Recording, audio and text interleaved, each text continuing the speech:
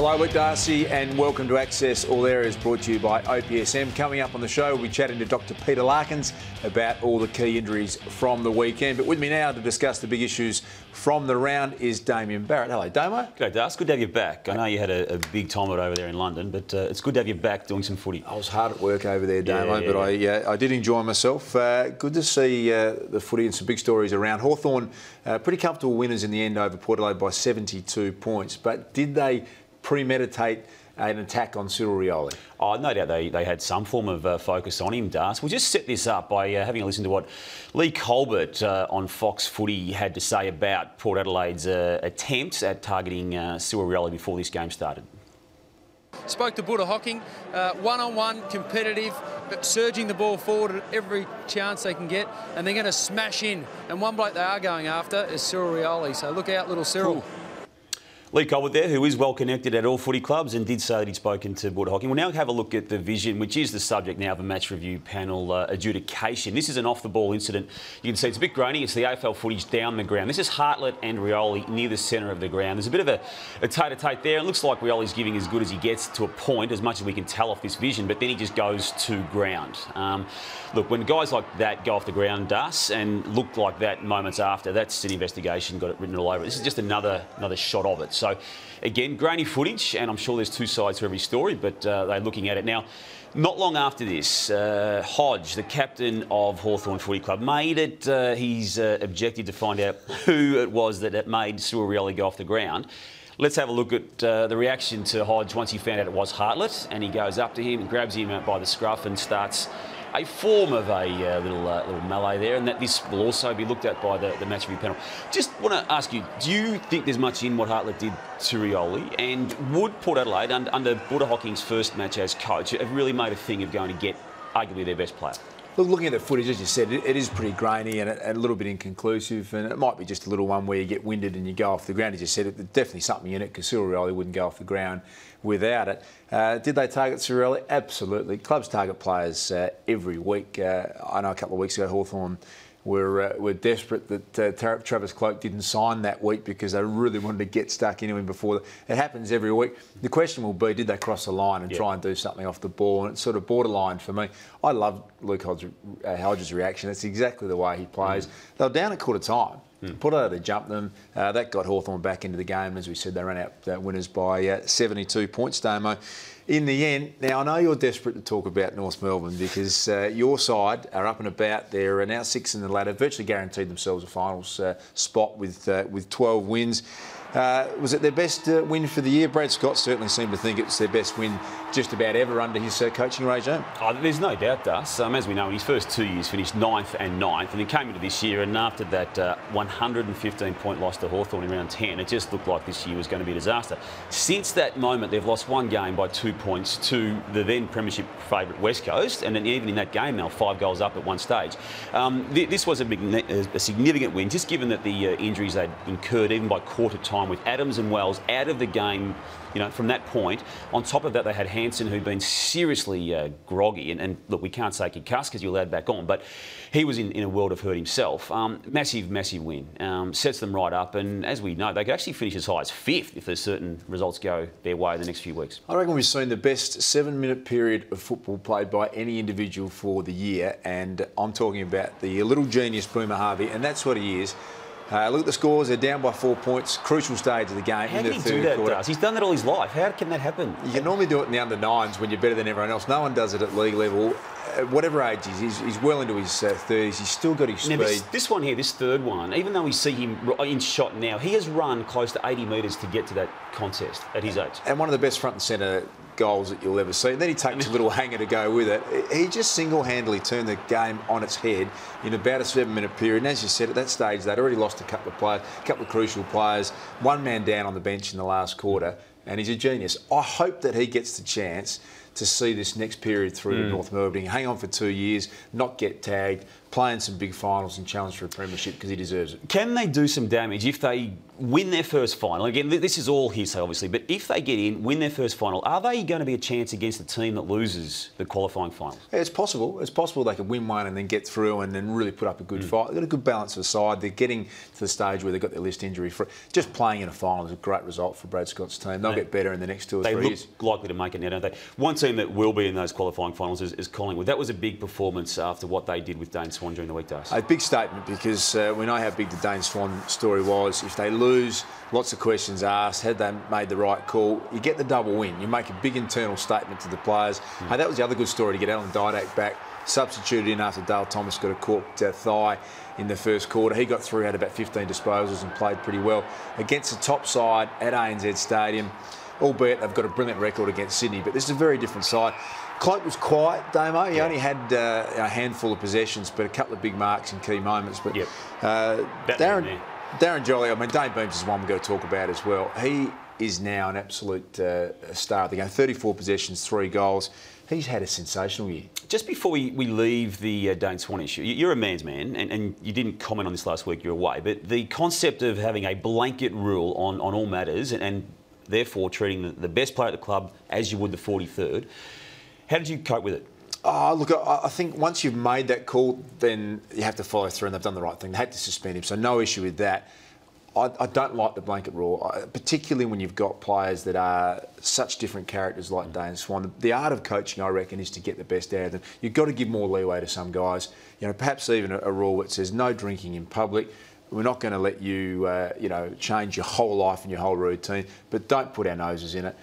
They've set themselves up, I reckon, in a situation where they're backed into a corner. They've had to do it. The worry for me now is, does Dane Swan lose his mojo? Does he feel as though he's been isolated from the group, and that's the risk that they take? The best thing was that they got the job done and they won the game. They made that big statement. Hey, take us through what Darren Jolly did during this game, and particularly at the key moments. How good has he been since coming from Sydney across to Collingwood? You'd argue without him, that game was still alive there for Swan. 2 points in it, 15, massive centre square bounce against a gun in Mumford, and he just goes and delivers directly down to Dane Beams as well.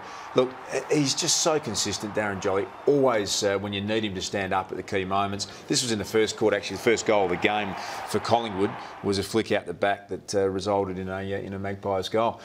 Hey, we talk about sometimes the rule of the week, Damo. We had the rule of the night, Friday night over in the West. It's actually bizarre. We'll go through and have a look at it. We don't want to go through whether or not they are or not deliberate. You can debate a few of them. The AFL will probably come out and say 7 of the 9 are correct. I would doubt that in itself. How does this happen, Damo? How do you have a situation where, on average before this, 5 deliberates played per round, you have 9 paid in a night. So you're saying until this particular game, 5 per round, 5 out of the 9 matches per round. So less than 1 a game. You suddenly come to a Friday night game and they pay 9. I mean, that's no coincidence. Definitely a message has come down from headquarters saying you've got to be more, I suppose, careful with deliberate out of the bounds. The umpires have gone berserk. The phone calls come in the next day and they've sorted it out. But we're talking big stakes when you muck it up that badly. Well, I'm a bit of the view that of those 9 we saw, that there might well have been 7 that were right. No, I've got no dramas, but police it the same way all year. Then we get the system going. I mean, there's Kevin Butler who always sticks up for the rules being made and applied and interpreted. He's condoning acting in trying to keep the ball alive, like as in you take the ball over the line. As long as you act and it goes out, you should not get a free kick paid against you. Is that the greatest hypocrisy of all time, given that there's actually a rule now against staging? It's farcical. The whole thing was farcical Friday night. Chris Scott, he wasn't happy at all with the umpires and equally unhappy with the Western Australian fans. Let's have a listen to him after the game.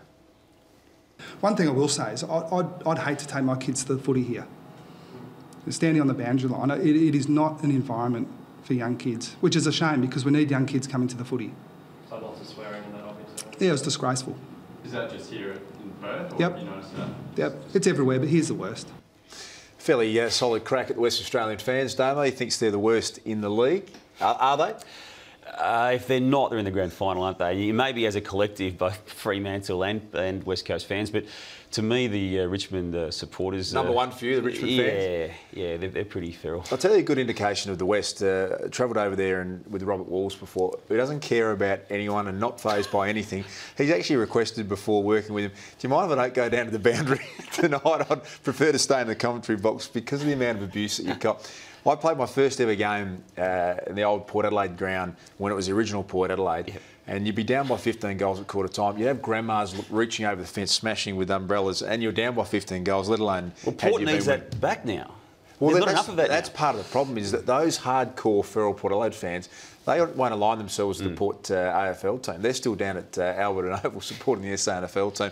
Good luck playing a game down there. Hey, it leads us to our OPSM poll question, and we want you to have your say. You can head to our AFL Facebook page to register. Are the Western Australian fans the most poorly behaved in the country? We've opened a can of worms here with our poll, and you'll get the answer at Access All Areas on Friday. And knowing some Perth people like I do, they'll take that as a badge of honour. Don't worry about that. Yeah, can you actually direct all your attention to Damo if that is the case?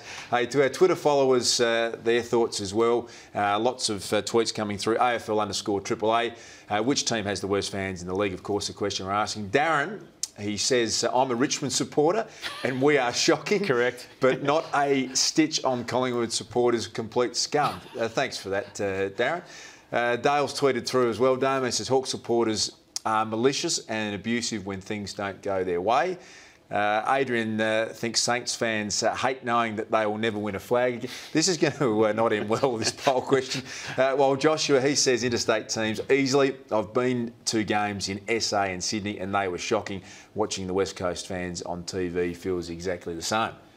Hey, let's get back onto matters on field and let's talk a man who deserves to be talked about, Trent Cotchin. Extraordinary performance again on the weekend. He's been in Brownlow medal discussions. He's now being seriously spoken about as a potential Brownlow medalist this year. Do you think by playing for Richmond and the lack of wins they've had this year is going to impact against that? Yeah, that'll be the thing that'll count against him, but he would be an absolutely worthy winner. Leading the Coaches Association votes, I think out of the 20 games he's played this year, 18 of them he has voted from the coaches, which is a massive mark of respect. 18 of 20? Yep. He's an absolute star of the game. Wow. And I love the way he goes about it. He's a complete player, no fuss, no nonsense, doesn't over-celebrate when things go his way, does the defensive things as well, he does the offensive thing. He is an absolute joy to watch, and Richmond have got themselves. He'll be their next captain for sure and gets better and better each week. Well, his coach Damien Hardwick on Access All Areas at the start of the year, likening him to James Hird below the knees. Interestingly enough, yesterday at another pre-match interview, he actually likened him to Chris Judd. So he's not afraid to link him with two of the all-time greats in the past 6 weeks. He loves him. And I don't think they will be unfavourable comparisons when his time is done, Trent Cotchin. Let's hope he stays injury-free and goes on to become the star that we think he is. Hey, don't forget our OPSM face-off competition. We have a chance to win the ultimate 2012 Toyota AFL Grand Final experience for you and a friend. 5 double passes up for grabs over the next 6 weeks. All you have to do is take a picture of your AFL fan face, so you in your club colours or having an AFL experience anywhere in the world, upload it to opsm.com.au/fanfaceoff or get to the free OPSM app from the Apple App Store and get involved in that. Great. You would have brought one back from London, wouldn't you? You would have worn your Bulldogs jumper somewhere around Not a great town. photographer, Damo, not one of my skills, but I'll tell you what, I'd like one of those double passes and one of those packages. We're going to take a break, Damo. Up next, Dr. Peter Larkins is going to get an update for us on all the big injury news from the weekend. But right now, thanks to OPSM, it's time for Did You See That? Round 20, when we all saw Dangerfield launch this. Says yes, I know how to do it. And Blease snapped this. Blease, that's a terrific finish. There were some clips you may not have seen. Happy Eagles. Angry Eagles. And actual Eagles. The top clips you missed from a week of ball-flinging fun. This is Did You See That? Clip 1. The Bombers needed a flying start against North.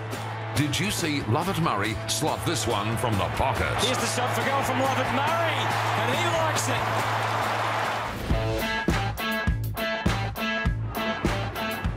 Clip 2. Feng Shui is the art of rearranging furniture to promote positive energy. He did do the best job throwing the chairs out of the way, didn't he? Just not this time. Got around the chairs, but across the face. Punch through for one behind. Clip 3. In a derby of the new boys, did you see this? It was really well done. Hoskin Elliott, that's something clever. Clip 4. There were 3 Selwoods playing in the Eagles-Geelong match. The Selwoods clashing. There are actually 3 brothers playing in this particular game. Then there were only 2. Funny is, they obviously love each other dearly, the Selwood brothers, but they want to hurt each other when they're on the field as opponents. Clip 5. Gold Coast got 6 points for this goal. Probably should have got 12. 2 goals. Harley Bennell has kicked a goal at exactly the same time as it went over his head, so there was 2 goals. Clip 6.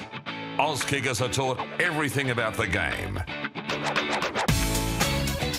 Just not how to tie their shoelaces.